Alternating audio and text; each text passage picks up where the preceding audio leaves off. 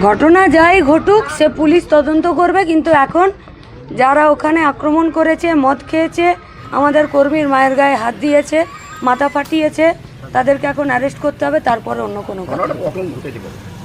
ও সব পুলিশ দেখবে।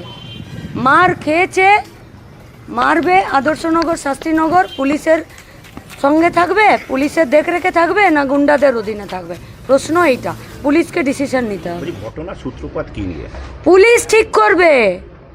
আমাদের দুজন কর্মী হসপিটালে, আমরা সূত্রপাত শেষ আমরা ওইসব জানি না। আগে অ্যারেস্ট হবে, তারপরে অন্য কোনো কথা। পুলিশ জানে, পুলিশকে জানতে হবে।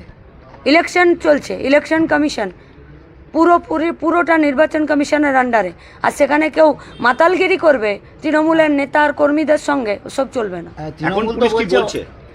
পুলিশ অ্যারেস্ট করবে, বাকি পুলিশ কি বলছে আমরা শুনতেও চাই না, জানতেও চাই না। তৃণমূল তো দাবি করছে যে এটা একটা অরাজনৈতিক ঘটনা। রাজনৈতিক অরাজনৈতিক আমরা জানি না, পুলিশকে জানতে হবে।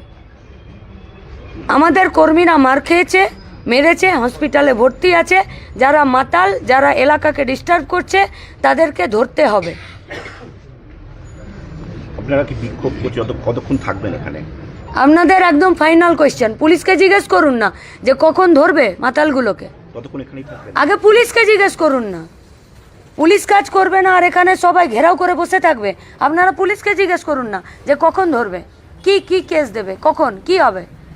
ওরা এখান থেকে আরজিকর পৌঁছে গেল, আর পুলিশ এখান থেকে শাস্ত্রীনগর যেতে পারছে না। ক্যামেরাটা বুমটা এদিক থেকে না করে ওই দিকে নিয়ে